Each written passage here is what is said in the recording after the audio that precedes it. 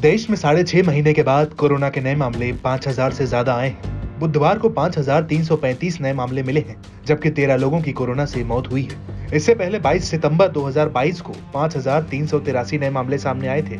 बुधवार को 2,826 लोग इस बीमारी से ठीक हुए हैं। फिलहाल देश में 25,000 से ज्यादा एक्टिव केस हैं। ये 9 अक्टूबर के बाद सबसे ज्यादा है। तब 25,488 लोगों का इलाज चल रहा था। कोरोना के डेली केस में इजाफा तेज हो गया है। फिलहाल पॉजिटिविटी रेट 3.32% का है। वहीं मार्च के 31 दिनों में ही कोरोना के 31,000 से ज्यादा केस सामने आए हैं। इसके मुकाबले अप्रैल में 5 दिन में ही 20,000 से ज्यादा केस मिल चुके हैं। ये मार्च के कुल नए केस का 63% है। वहीं कोरोना के बढ़ते मामलों के बीच मुख्य न्यायाधीश DY चंद्रचूड़ ने एक अहम फैसला दिया है। CJI ने कहा है कि कोरोना के मामलों को देखते हुए वकील अदालतों में वर्चुअल तरीके से पेश होने के लिए स्वतंत्र है। उन्होंने कहा कि सुप्रीम कोर्ट वीडियो कॉन्फ्रेंसिंग के जरिए वकीलों को सुनने का इच्छुक है। देश में 15 नवंबर के बाद से कोरोना के मामलों में लगातार कमी आ रही थी। डेली केस 500 से कम होते हुए 30 जनवरी को सबसे कम 64 पर पहुंच गए थे। फरवरी के अंत तक यही ट्रेंड जारी रहा, जिसमें डेली केस 200 से 300 के बीच रहे।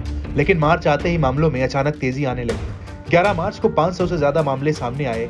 21 मार्च को मामले बढ़कर 1,100 से ज्यादा हो गए। 28 मार्च को 2,000 से ज्यादा और 29 मार्च को 3,000 से ज्यादा केस मिले। अब 4 अप्रैल को 4,500 के करीब मामले सामने आए हैं। देश में मंगलवार को मिले 5,335 नए केस में से 3,730 सिर्फ 5 राज्यों में मिले हैं। इनमें केरल सबसे आगे है। यहाँ करीब 2,000 नए केस मिले हैं। इसके बाद महाराष्ट्र में 559, दिल्ली में 509, हिमाचल में 389 और गुजरात में 351 केस सामने आए हैं। बढ़ते कोरोना के खतरे को लेकर एम्स के पूर्व निदेशक डॉक्टर रणदीप गुलेरिया और जाने माने कार्डियोलॉजिस्ट डॉक्टर नरेश त्रेहान ने लोगों को सतर्क रहने के साथ साथ सावधानी बरतने की भी सलाह दी। मेरा मानना है कि इस टाइम पे मौसम बदल रहा होता है तो रेस्पिरेटरी वायरल इन्फेक्शन के केसेस यूजुअली बढ़ते हैं और कोविड भी और H3N2 जो इन्फ्लुएंजा वायरस है उनके केसेस कुछ हद तक बढ़ेंगे। दूसरा ये भी हुआ है कि हमने कोविड अप्रोप्रिएट बिहेवियर बिल्कुल निभाना बंद कर दिया है और कई ऐसे लोग हैं जिनको फ्लू के लक्षण होते हैं, जैसे बुखार हुआ, जुकाम हुआ, नज़ला हुआ, बॉडी एक्स हुए, लेकिन उन्होंने अपना टेस्ट नहीं कराया, लेकिन वो कम्युनिटी में घूमते रहते हैं बिना कोई प्रिकॉशंस के लिए, तो वो फिर एक तरीके से बीमारी को फैला रहे हैं।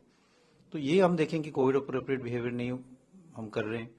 थोड़ा हद तक वायरस ज़्यादा बढ़ता है इस टाइम में, और दूसरा कि हम कोई प्रिकॉशंस नहीं ले रहे हैं जिनको जुकाम, नज़ला, बुखार है, तो इसके कारण केसेस बढ़ेंगे। और हम देखते हैं कि हर साल इन्फ्लुएंजा के केसेस बढ़ते हैं, लेकिन इसमें सतर्क रहने की जरूरत है। मेदांता अस्पताल के निदेशक डॉक्टर नरेश त्रेहान ने कहा है कि फिलहाल अभी लॉकडाउन की जरूरत नहीं है।